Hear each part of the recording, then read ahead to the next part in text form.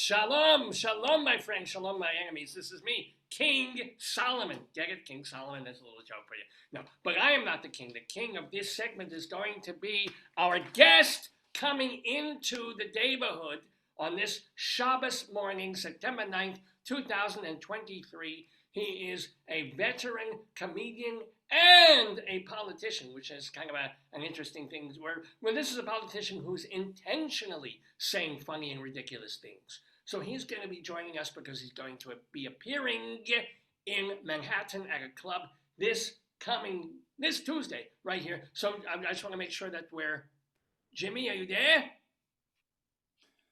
Howdy doody. Oh, well, I made a duty this morning. I'm good. Let me see if we can do this where gallery. Oh, that's better. There. Hello, shalom to you. Howdy doody to you. Shalom doody to you. Jimmy Tingle. Welcome to the neighborhood. Let me tell people, you are an Ivy League graduate, a guest speaker, a comedian, a 3-time Best of Boston winner for your stand-up and your solo shows. You've also owned a theater of your own. You still do.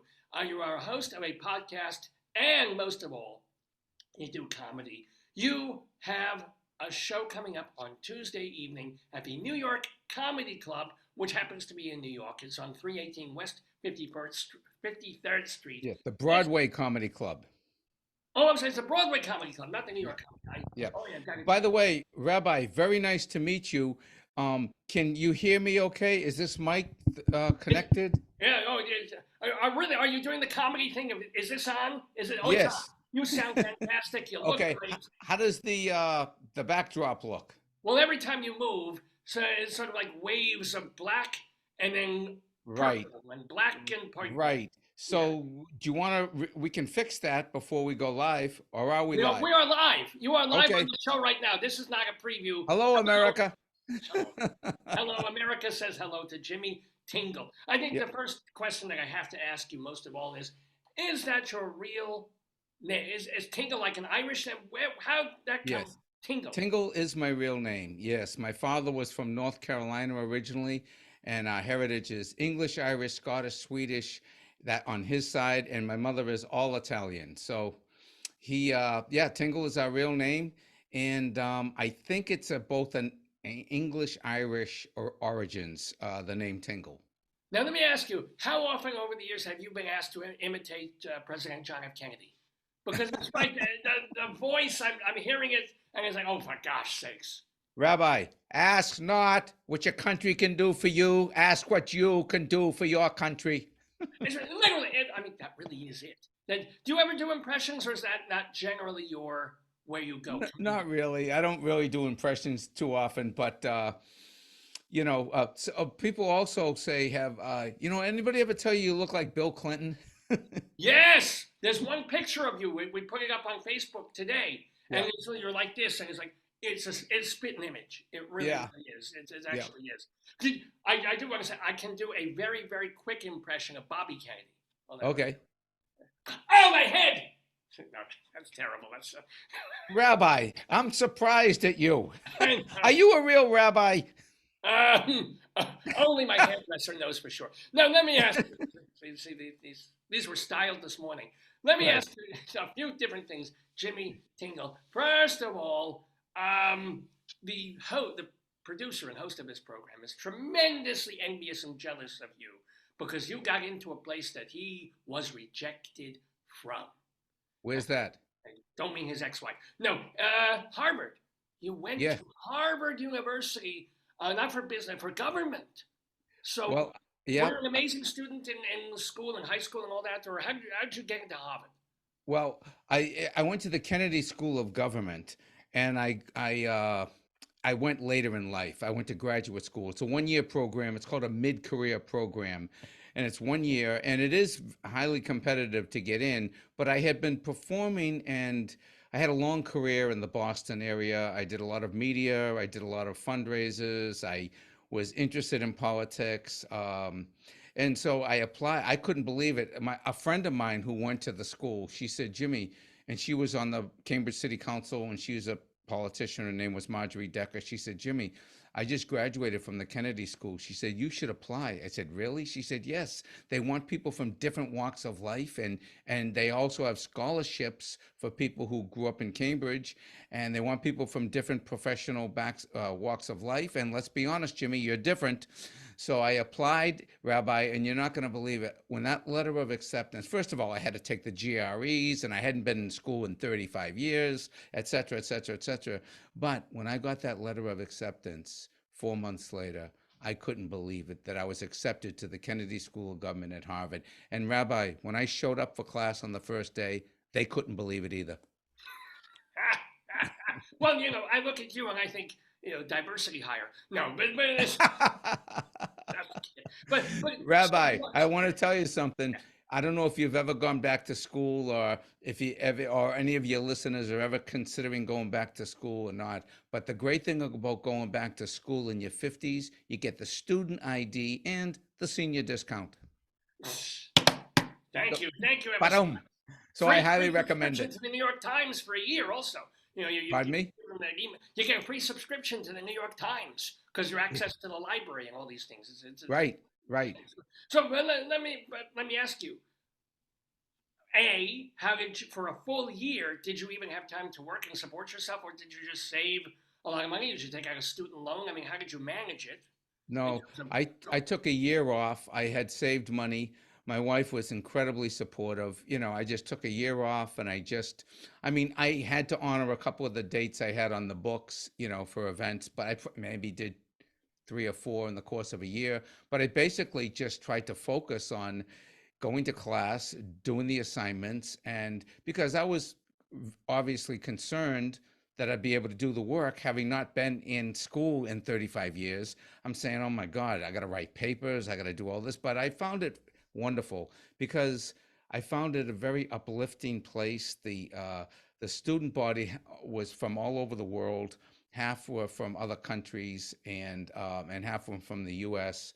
So you got a real sense of the international community, and you also got a sense of the international community's, in many cases, respect and admiration for the United States. Not universally and not over every single issue, but generally speaking, there was a lot of just a really sense of admiration for the U.S. There's a reason people still want to come to this country. That's right. And it made among the fish and barbecue, having prime rib is a Black Place special right now. So this yeah, and one of the things is it put my interpretation of the U.S. in a different light, because we grow up here, we live here. Oftentimes we take things for granted that you can't do in many countries. So anyway, that was a really wonderful revelation to me, and it was just a very inspiring and uplifting experience going back to school. Now, the whole point of it for you was this before you ran for lieutenant governor. Was that it was yes, how to learn how to govern before what? Yeah. Oh, yes, it was. But Rabbi, I have to tell you, may I call you Rabbi, or how do you like to be referred to? You can call me Your Eminence, Your Highness. Your Eminence, yeah. Your Holiness, Your Holiness. Let me ask you, Your Holiness. Yes. I think one of the great things, I actually did the commencement address in the 2010 commencement address at Harvard with everybody. I mean, the whole school. I was the graduate school commencement speaker. And on the dais, I had no idea, but Meryl Streep was on the dais. She was getting an honorary degree that day. And Judge Souter, Supreme Court Judge Souter, was there. So it was an amazing 35,000 people watching. So that was a lot of fun. But if you want to see something pretty funny, it's certainly one of the funniest commencement addresses at Harvard. You can see it at just Google Jimmy Tingle Harvard commencement address. Okay, or come to the website, JimmyTingle.com. Is there a link on your own website, JimmyTingle.com? Pardon me? Do you have a link to it on JimmyTingle.com? Yes, we have a link to it at the website. Yep. You want to push the website too, because you can find out all about Jimmy Tingle and his career and what he does. I mean, and we'll talk about that too. Yeah. But it's so how long ago did you go to, you said 2010? You were 2010, I graduated, yes. And you ran for lieutenant governor just a couple of years ago. I ran for lieutenant governor in 2018. Wow. And that was a lot of fun. I mean, I I felt like I wanted to. I don't know if you ever feel this way. Maybe you do doing this show. Maybe it's a way you see it as a furthering your mission or your ministry or your spiritual, Oh, I have no life. spiritual anything. I don't know if you're a real rabbi. I got to come back to that. But anyway, yeah, I wanted to do more than just tell jokes and or at least try to do something that had some. I wanted to implement some of the things I have been talking about on stage for many years. And I did a lot of social and political humor over the years. So I was just motivated. And when the former president got elected, I said, and people would say, how did he win? How did the former president win? And I would argue he had short, simple statements, short, simple sentences, 3 words: build the wall, drain the swamp, lock her up, make America great. 3 words. Rabbi, you'll appreciate that. We have our own 3 words: feed the hungry. Feed the hungry, Rabbi. Not only the people who are hungry for food, the people who are hungry for opportunity. I'm House the hungry right now. Feed homeless. me. This is, the hell with it. The poor. Yes, No, I'm a right. little hungry just thinking about Mission Barbecue at the moment. No, but no, that is House the true. homeless. Not only the people who are walking the streets on a nightly basis in every city and town in America, Oh, I can't sadly believe you many do many those. of our veterans, but also the people who work every day, all day, and are simply trying to find a safe, affordable place to live and raise a family. And welcome the stranger, Rabbi. Welcome the stranger, so America continues to welcome people into this great country rather than pushing people out. Rabbi, this is the message of America. This, my friend, is the human message. Feed the hungry, house the homeless, heal the sick, welcome the stranger, and I would add, fix the trains. So the main thing is having the word "the" in the middle of everything. No, but Mussolini made the trains run on time. He wasn't so under. But let me ask you. Fix the trains. But Rabbi, if JFK, if John F. Kennedy could inspire a generation to go to the moon, I would say the people of New York can get the F train to get to Queens. I think that's a pipe dream. That's not really going to happen. It took 70 years to finish the Second Avenue subway. You think you're going to get the F? But let me ask you about this though. So Now, are you to make located in New York? hmm? Are you located in New York? For many years, my shul is in Great Neck, Long Island. It's Okay. a very tiny temple. We're in the back of a gas station, but it's we're very proud of it. But here's the question for you though. You make it sound like simple, and as Trump did in simplistic terms. Do this, do that, do that. So it's easy to say welcome the strangers as you do. It is Yeah. another thing to say let's bring in 20,000 strangers and put them in what was a luxury hotel on the middle of 48th Street. I mean, Right. what do you actually do? Right. Well, obviously, you need comprehensive immigration reform that should have been already in place, and we wouldn't be at these difficult situations right now. Because we're in an emergency situation. But I agree with you, and everybody's rethinking this whole idea of trying to accommodate, you know, hundreds of thousands of people who are legitimately in serious need and who have legally been allowed into the country because of their, asylum status. I believe that's most of it. It's asylum, and that's what we try to. People have been trying to put me in an asylum for years. I'm somehow scared to get bribe some judges, but yeah, no, but it is. But again, you can't just say, "Well, this is an old problem. We built it to a crisis level." That isn't enough. There has to be like, what the hell do we actually finish the wall, and then everybody coming in, we just say yes, no, yes, no. But at a certain point, you say no until you have jobs or a place to put them, or do you first say, "Come on in," because we're safe, and then we'll figure out what the hell to do with you. Mhm. I mean, that's Yeah, I know. No, it's a big dilemma. And Rabbi, you know this probably in a with a much deeper understanding than I.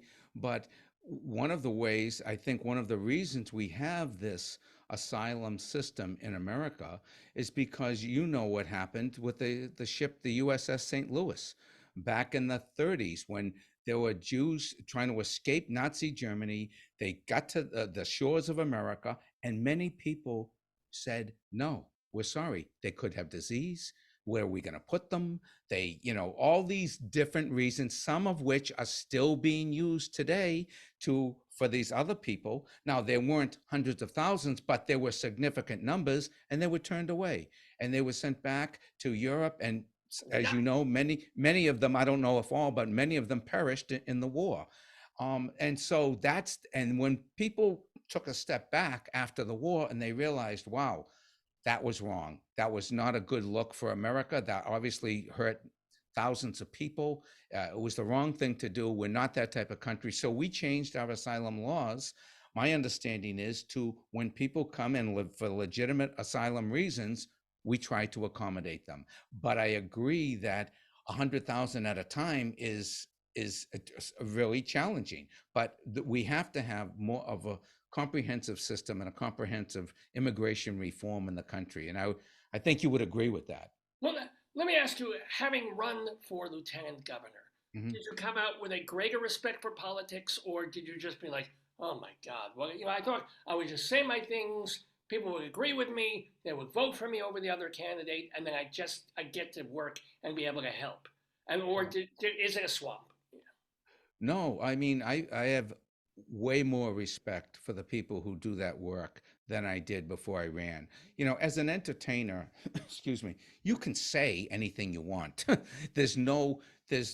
don't have to get my jokes approved before they actually get to the audience. There's no interference between what I think or what I want to say in the joke and the audience, right? So you get this immediate reaction. Government obviously doesn't work like that. So there's and they were built into the system, checks and balances, so that nobody can just be a dictator in the U.S. So I have a lot of respect for the people who are doing the work day to day in the trenches, trying to make that more perfect union that we're all aspiring to create here in the U.S.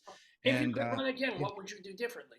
I mean, do you see mistakes what that I you would have put done away? differently, I would have given myself more time. I sort of jumped in.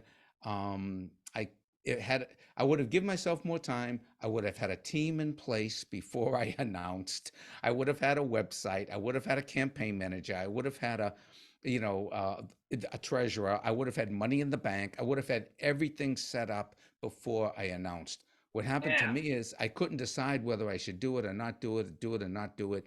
And I got an email from a woman in India. I had been advocating for many years uh, windmills on the highway. It's a satirical approach, but for energy, windmills in the breakdown lane on the highway, little windmills to generate electricity to by cars running on oil, right? To generate electricity to reduce our dependency on oil. Now it's a satirical Why? Why is it? What's approach the difference, dude? to It could work. Yeah. yeah, to energy. Well, I thought it could work too, but at the time I wrote it, it was satirical. Then I got a letter from a woman in India in 2017. She said, "Jimmy, I saw your comedy routine a couple of years ago at the Montreal Comedy Festival in Canada, and I just want to let you know, Mr. Tingle, that your vision for putting windmills on the highway to generate electricity is now being implemented in India." Rabbi, when I got that, I said, "Oh my God, I have to run. I'm a visionary." Excellent. So will you ever run it? Will you ever try again, or was that your shot? And you might No, go on a I, school board or something. But yeah, I would never say never, but I don't know. I don't know. Right now, I am just loving being back on stage.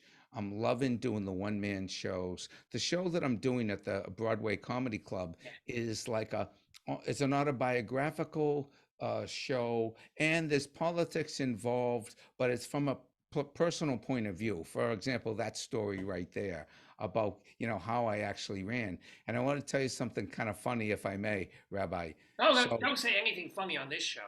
okay, okay, okay. Just goes into a vacuum. Yeah. As soon as you as soon as you fill out the paperwork to run for office in Massachusetts, I didn't realize this. It's like a press release. It goes out to the media. An hour later, I get a call from the Boston Globe. "Jimmy, are you running for lieutenant governor?" "Why, yes, I am." "What are you, nuts?" You have a great life. Why are you doing it? Why? Because I've been talking about social and political issues on stage for 35 years, and I want to try to implement some of the things I've been talking about all this time. He says, I want to take the whole thing to another level. He says, can I quote you? I said, absolutely, you can quote me. So he said, all right, we'll be in touch. So 2 hours later, I'm in Walgreens. Okay. My mother was 90 years old at the time. Okay. Uh, Everybody takes turns doing the shopping. This was my day to do the shopping. I'm in Walgreens. I'm in the Depends aisle. Okay. Rabbi, I I got know it a well. big, yeah, I got a big package of jumbo Depends. Okay. My wife, Catherine, calls me. She goes, Jimmy, you're not going to believe this. The man from the Boston Globe, he put the article on Boston.com. It's gone viral. It's in the New York Times, the LA Times. Boston comedian Jimmy Tingle declares candidacy for lieutenant governor of Massachusetts. I have no campaign manager, no headquarters, no staff, no bank account, no treasurer, no website, and no money. Rabbi, for the first time in my life, I'm thinking, I need Depends. My God. No, but I mean, good for you for having the spirit and the spunk to do it. I want to talk, though, about comedy, too.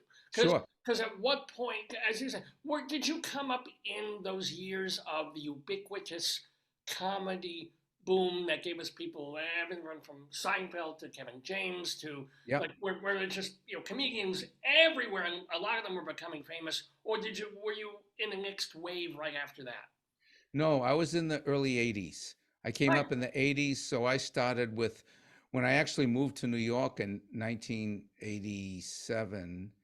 Yeah, I think it was 87. Yeah, when I moved to New York in the end of 87, the beginning of 88, I was working at Catch a Rising Star largely. And the lineups at Catch a Rising Star at that time would be Jerry Seinfeld, Larry David, Dennis Miller, Roseanne. I think Roseanne was down there. Just a lot of Colin Quinn, Chris Rock, a lot of the comics. I mean, it was a real, great, and many, many more. So we were all, had been doing it maybe 7 or 8 years, most of us, maybe 10 years. In Jerry's case, I think he started a little earlier. I It think was a Larry kid. started. I think he was at the brokerage before, or something like that. But that was a real scene back then. So I started back then. And, but I'll tell you something, I got into the one person shows fairly early. And the way I got into it, I wanted to do a one man show. And my friends in comedy said, Jimmy, if you want to do a one man show, you got to see Jackie Mason. And he was doing a one-person show on Broadway. And honestly, Rabbi, I didn't really know who Jackie Mason was. I had never been to a Broadway show. You're not So, Jewish. You're not. You yeah. won't get that. So let's check this out. So I go to see Jackie Mason, and I walk into this theater, packed Broadway house, 2,500 people laughing hysterically. Rabbi, when 2,500 people laugh, you can literally feel the It wouldn't vibrations in be. the There's no audience. Broadway theater that's The 2,500. Even the Winter Garden isn't 25. I think it's more like 1,800 at max. But okay. This was packed, Rabbi. And every time he hit a punchline, the place would vibrate. It would literally vibrate. And I was sitting in the balcony, on the first row in the balcony. And at one point, I grabbed the railing, and the railing was vibrating. And Rabbi, I had this epiphany. And I knew at that moment what I wanted to be, a Jewish comic. Rabbi, do you know what it's like to be in a packed Broadway house when 2,500 people are hanging on your every word, laughing hysterically at every single thing you say? Do you know what that's like? Well, let me say this, me either. Well, I mean, that's the thing. When you see that Jackie Mason, well, I'm funny. I've got good material. I can create a show. And Yeah, you have that vision of one day I will be playing the Helen Hayes Theater or yeah, the Lunfontaine or the Broadhurst or something. And then the reality of it is you spend year after year after year playing some nice clubs in New York, then schlepping to ho-hos in Podunkville yeah. to chuckle wuckles here, and so was that your life too, or did you kind of avoid the roadie, the crappy condo thing? No, no, I had done the road leading up to that point, but when I walked out of that theater, and this is the honest to God truth, when I walked out of that theater, I was high. I was so elevated. My spirit was so elevated. I felt this is what I want to do. Do you ever have that moment when you realize this is what I want to do? And that's what I wanted to do. I saw a man on stage perfectly comfortable doing what he loves to do. He wasn't trying to change anything. He was doing the act that had been honed for 30 years, whatever, in the Catskills. I mean, he was doing essentially what he wanted to do. And that's all I wanted to do, is I just wanted to do my material. Of course, when you do a theater show, you have great, the boundaries are much broader. So you can be serious, you can be funny, you can be political, you can be silly, you can do, there are no rules. And the audience is there to listen, and they'll go with you on this ride for 90 minutes or so, an hour or an hour and a half, whatever it is. And so I just aspired to do that as soon as I saw him, and I just was committed to doing the one person show. And I would rent out little places in the village. I rented one night, my agent, Irvin Arthur, brought Henny Youngman to see me in the village. But the funny thing is, this is like 1990 maybe. Irvin Arthur brings Henny Youngman and Michael Green and Michael Green's sister. They were all worked for Irvin Arthur Associates. So there's 4 people. That were the only 4 people in the audience, right? Oh no. 4 people. And so I'm doing 90 minutes in front of 4 people, right? And I was into it, and I was sweating, and I was like going 100 miles an hour. And at one point I looked over, and Henny was like, Well, yeah. Well, he was not a Henny young man at that point. no, he wasn't. He wasn't. But it was so gracious of Irvin Arthur to do that, to support me. And then I got people like Jack Rollins behind me, who Rollins and managed Jockey, Woody. they were producing Woody Allen. Well, they were, Exactly. yeah. They produced all Woody's shows, all his films. And I think he had managed Letterman. And, so I got people. Jack came out of retirement to work with me because he loved the type of material that I was doing.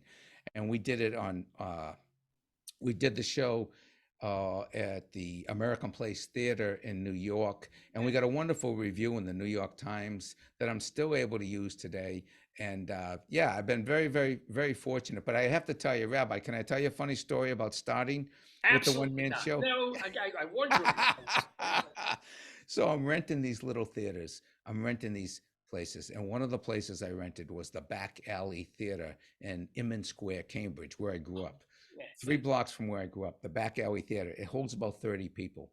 So on opening night, I rented for 3 weeks. On opening night, 10 minutes before the show starts, I looked through the curtain to see how many of my friends and relatives and fans had showed up to support young Jim Tingle. One person in the audience, my mother. I look at her, she looks at me, we both burst out laughing. I said, Mom, I can't believe you're the only person that showed up. Oh, don't worry, your father's parking the car. But did more people, were there a couple of stragglers, and by the time you got started, maybe 5 people were there, or really was it only them? My brother and his wife came. I mean, we had about 8 by the end of the night. 8 is not one. But it built, Rabbi. It built. It was a movement. But that was a brave thing to rent a theater for 3 weeks. Was it how many times a week? Was it 8 shows, or did you just do 3 or 4? No, I'd do like 3 nights. 3 nights. I'd do like Thursday, Friday, Saturday. Good for you. Yeah. And did you at least get reviewed? Because that's the one, you're not going to make your money back at all. I didn't get reviewed at that theater, but what I got was a wonderful director. His name was Larry Arick. And Larry Arick had worked with Nichols and May. He was one of the founders of what became Second City, the Compass Players back in Chicago. He was just this very accomplished director who, like Jack Rollins, really loved what I was doing. And he wanted to help me. And Larry and I did the show at we did the Charles Playhouse in Boston. We did the Halstead Theater in Chicago. We did San Francisco. We ultimately did the Coast Playhouse in Los Angeles. And we did the Hasty Pudding Theater in Cambridge, Mass. At Harvard. Yeah. And I have to tell you, it became the longest running one-person show in Hasty Pudding Theater history after we did that. So it was a wonderful ride with Larry. What is something that specifically that Larry Arick gave to your one-person show that you wouldn't have known? He's like saying, stop pacing. Just, what did he tell you to do? Just like Jack Rollins, Larry was completely dedicated to the show. Jack would come to every single one of my shows in New York, and after it, we'd go out and we would have dinner, and he would give me some notes, what he thought about this, what he thought about that. And that was in a general sense. Larry was a director, and he would be he'd do the same thing. He would give me notes, but he would go through it. He'd have a legal pad and he'd have like 40 things like, don't stop, don't repeat yourself here, put this bit up here, or suggestions. Ultimately, he had the respect that I could do what I wanted, but he would give me really strong suggestions about how to organize it. Don't repeat yourself. Sometimes you can come off really harsh. Sometimes you need to clarify something. You're not clear in your thoughts, that type of thing. Honing, editing. I mean, think it was, who was the great writer that said, Neil Simon, he said, writing is rewriting. Mm. And, Mm. it's really about rewriting or re-editing things. And so Larry gave great clarity, and he had so much professional experience. He worked with Charles C. Scott, and he did film and television and everything, and he did Broadway plays. And he directed Dustin Hoffman in the Journey of the Fifth Horse in the early 60s. So he had a lot of experience. I was a comedy club act, basically. I had no theater experience, and he helped shape and hone my act so it made sense, so a theater audience would appreciate it. And then once the reviews came out in the New York Times and the Boston Globe and the LA Times, I just had complete confidence and complete trust in his ability to help me. And he just was wonderful. Now let me ask you. I do, since you were part of that incredible crew, that incredible time in Yeah. American comedy, modern American comedy. Do you have any stories about any of the folks that were on those bills that you mentioned? Because you must have hung with them, you must have drunk with them, or watched their acts. Or do you have any good or bad stories about some of the famous people who are up at Catch, who are at Broadway Comedy Club, who are at Brokerage or Well, Governors, or actually, it should have been I'll tell Governors. you where I started in Boston. I got to New York in about 87, 88, but I started in Boston, and we started in a Chinese restaurant in Inman Square, Cambridge, called the Ding Ho. And at the Ding Ho Comedy Club, that's where Stephen Wright was discovered by The Tonight Show with Johnny Carson. Paula Poundstone came out of there. Dennis Leary came out of there. My friend Barry Cremens started the Ding Ho and ultimately became quite a legendary producer and political humorist. Um, but we all started there. Steve Sweeney and Jack Gallagher and Kevin Meaney, and just these names mean a lot to me. They're not always household names. Stephen Wright and Paula Poundstone. Now Lenny Clark is another one. Wait, aren't you Who doing, was or did you do a Ding Ho, um, like a tribute or some kind of anniversary Yes, thing? yeah, What, is that yeah. We happening soon, or did that already? Yeah, Uh, we did that during the pandemic. oh, We did a in 2020 because we couldn't have the live shows. We did a Ding Ho 40th anniversary tribute to Barry Cremens, who had passed, and a fundraiser for his wife Helen Cremens, who was suffering with breast cancer. So we raised a lot of money and we had a lot of fun. We did like a 4-hour show on Zoom, and we had 26 comedians over 60 years old on Zoom. So and this is not when everybody was as familiar with Zoom as they are now. But anyway, so it was a great time. But yeah, that's where the Johnny Carson folks came to the Ding Ho, this little Chinese restaurant in Niman Square, Cambridge, and that's where they discovered Stephen Wright and but Jim I McCon. want to hear a personal story. Do you have any like funny memories or not so nice memories of these people like Stephen Wright, Roseanne Barr, Jerry Seinfeld, I'm Kevin Meaney, the other folks, Well, I'll tell you McDonald, when, whoever. Yeah. sure, when Jerry was probably in 89, I think it might have been, or no, no, the early 90s. I remember when Catch a Rising Star was closing. Okay. Catch a Rising Star is closing, and we're doing the last show. And Jerry Seinfeld comes in, and they stop the show, and essentially they bring him up, and of course it's like a 5 minute standing ovation. He had the hottest show on television, and it was a 5 minute standing ovation, and people loved it. And he gets up and he's doing his, he does like 20 minutes, right? Then they bring me up. Uh-uh. And He wasn't the so closer. Oh, well, I guess it they kind of, it yeah. wasn't quite the same reception. No, well, no, that's just dumb. I mean, no offense to you, but they No, probably should have no ordered it. offense. no offense to me, but much of the audience started talking among themselves, and it was just a very hard spot to go after Jerry in the closing, in the That's why they bring twilight of Catch Your musicians Rising on Star. after something like that. They bring somebody to sing a song on, and then they put another comic on. You need the break Yeah, in between. You you know, should have been hosting this, Rabbi. That's I exactly should have. right. That Yes, you change the conversation, then you bring up the next act. That's exactly right, Rabbi. of course. I know these things. I know I these. know. I do sermons. I have to keep everybody interested, and everybody's, they listen to me for 10 seconds, and it's like swipe, TikTok, wipe, this, that. But if I can get them for 12 seconds, I can make an Right, impact. 10, right. not so much, but 12 I can do. Let me remind people that we're talking with Jimmy Tingle, and you can go see Jimmy Tingle tonight. It's called Jimmy Tingle tonight. You can't see him tonight, but you can see him Tuesday night at the Broadway Comedy Club, which is over on 318 West 53rd Street in Manhattan. That's like 8th Avenue and 53rd Street in Right. New York City. Tuesday, I think, is at 7 is the curtain time. It's a 7 o'clock show. And Rabbi, may I? We just extended it for 4 weeks. We're going to be doing Mondays in the same place Oh, at why didn't you six say this? o'clock. Hold on. I need a pen. I need to get this down in Hebrew. So wait, so it's running from when to when?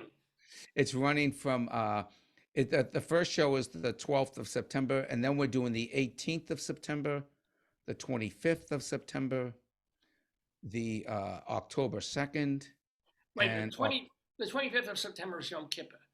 You son of okay. a bitch, you're Oh, performing on Yom Kippur? I'm sorry. I'm sorry. We're not gonna promote that one. That But September 12th. only Protestants can come. So your first one is on Tuesday night the 12th, then Monday the 18th, Yep. skipping a week, then Monday And October then 2nd or whatever. Monday, October 2nd, Right. And and then then oh, Monday, October 9th. Monday, October, and Mazel McClick. This is so wonderful. So for Yes. yeah. And what's nice is you're in a position, at least as a comedian. You may not be Seinfeld, but you don't have to rent the room. They invite you. You come there and like, oh, you're selling tickets. Come stay. Yeah, and you can get the tickets at jimmytingle.com. And they're only $20, Rabbi. Only what is there a minimum? Because I $15 for a drink of you know. No, we're gonna have, if anything, a one drink minimum, but it's a $10 drink. And but I also am playing around with the idea of not even having a drink minimum. What do you think? No Wait. drink? Are you? You're not allowed to make that call, isn't No, it? I am. I'm the producer of the show. Wow. Yeah. Wow. So how many Would- people do you have to guarantee through the door so that the club doesn't get mad at you or something? Uh, well, it's a small theater in the club, or there's a comedy club downstairs, and upstairs is a small theater that seats 75 people. So, as long as I get, 30, 40, 50 people, ideally 75. After this interview goes out, Rabbi, I'm surprised if I won't be in a Broadway house, They will honestly. have to take a speaker and put it on the roof of the building for all the people lined up, like for the Lubavitcher Rebbe. They're just going to be lined up all around 53rd Street, Right, waiting to hear the golden words of Jimmy Tingle, ladies and gentlemen. right. An unbelievable excitement, but honestly, Mazel Tov on the extension. I think that's. Thank you so much. If I Thank can you.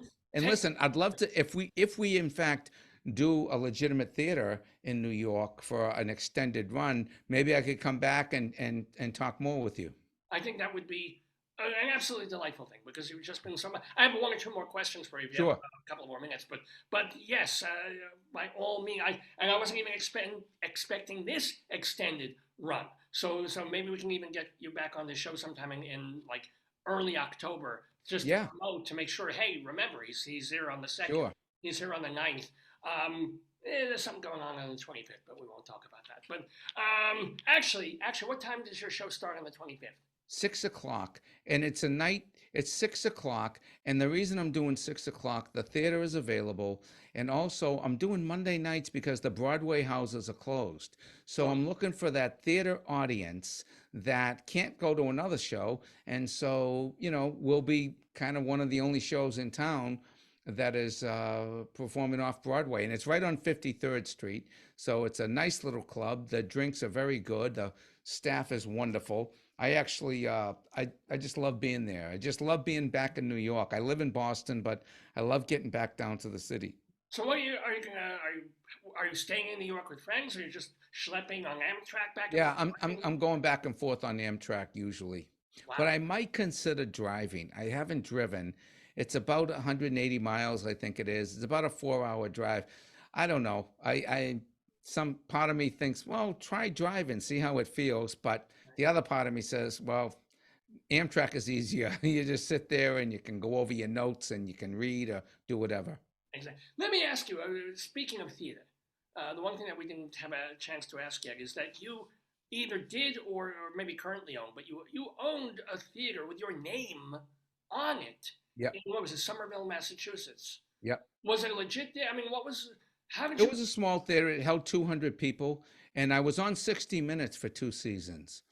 And I did that 60 Minutes too. I was doing the Andy Rooney commentaries on that show.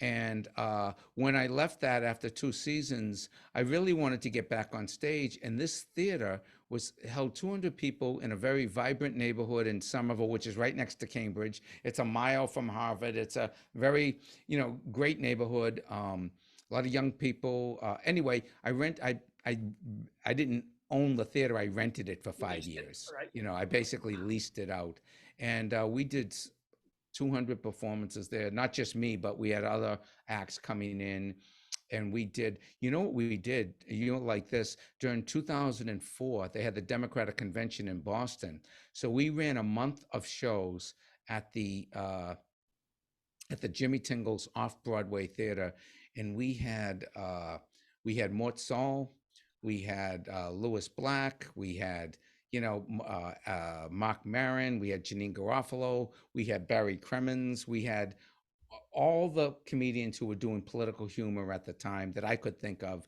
that came up. We had a group called Laughing Liberally from New York that came up. Well, it was such a great month of just political humor, Because a generally 200 speaking. seater is a pretty nice size. That's a decent sized off Broadway theater at that point. That's not 200 like a little seats. Oh burger. yeah. Yeah, yeah. No, it was great. And Mort Saul, you're familiar with Mort Saul? Yeah, the late, yes, yes, of Yeah. course. I, Mort I, Saul. I usually carry a newspaper under my arm just for Yeah. looks. Yeah. Mort Saul. And this is, he was up there in his age.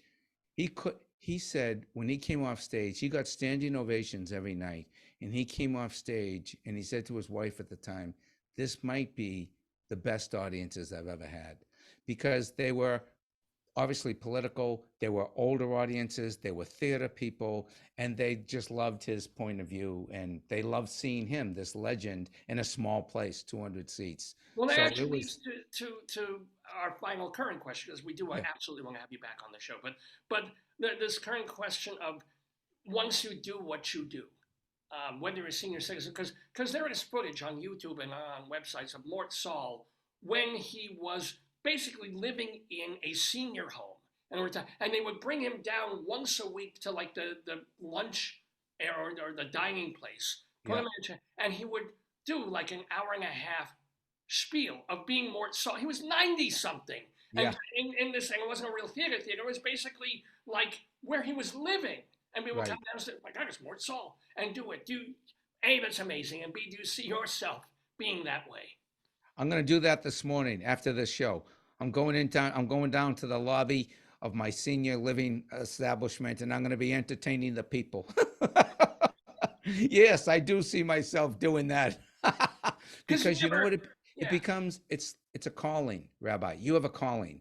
I'm sure you'll probably do what you're doing in terms of your preaching, your philosophy, your religious Until the insights. police stop me, yes. Yeah, and that's probably what I'll end up doing too. I don't know how much money I'll be making doing it, but I'll probably be doing it. Welcome to my life. But, ladies and gentlemen, welcome to the comedy and the life of Jimmy Tingle. Remind everybody one more time that he is going to be at the Broadway Comedy Club, not just this coming Tuesday evening at 7 o'clock. I mean, you can find that on West 53rd Street, and information at JimmyTingle.com, where, by the way, you can also watch his podcast. He's got one of those too. Yeah. But you can see him at the Broadway Comedy Club on Monday, September 18th. Monday evening, and I feel okay sort of saying this because it's in the evening and Yom Kippur is basically over. So if you come halfway through Jimmy Tingle's show, you're not going to be missing. You're not going to be making God angry. It'll be dark enough that you're going to go through the door and at the top of September. On the 25th of September, also October 2nd and October 9th. And who knows, maybe more after that. We'll see. Right. Or you'll find a quote unquote legit theater like the American Place or something Right. like Theater Row. Yeah. But before I go, Rabbi, you had asked about my theater, and I saw the most wonderful show about a month ago in New York. It was Alex Feldman with the Just for show us. Yeah. Just for Us. Yeah. I couldn't believe how great it was. I could not believe. Did you see it? Unfortunately, I did not. I was not Okay. in New York. But it's a wonderful, wonderful Meeting show. process. But Yeah. he's a young guy, and it's all about growing up in a Jewish household and then going to a white supremacist meeting in Queens or something. But it's hilarious, and he makes it funny. But it's also an insight into Judaism because he talks about the values. He talks about the Torah. He went to Hebrew school, I guess. So he had a very strict religious upbringing. But the thing I loved about it, and after it, he was gracious enough to offer a little meet and greet with the audience. So I hung around to see, because he's from Boston. So I hung around just to say hi. And he goes, Jimmy Tingle. He goes, I can't believe it. Jimmy Tingle. He goes, folks, this is Jimmy Tingle. He says, I did my first, among his first performances at my theater in Davis Square, Somerville, the Jimmy Tingle Off-Broadway Theater. So it was great seeing Alex. It was great to see how, you start a theater and you can inadvertently help lots of people. And I know you're helping a lot of people, giving people a platform with your show. So I wish you continued success with it, Rabbi. Yeah, And thank you so much for having me. it has been absolutely delightful with Jimmy Tingle. All I can wish you is blessings and great success and leg breaking in the good positive comedy sense. And shalom to you. Shalom to you. Bye bye now. Bye-bye.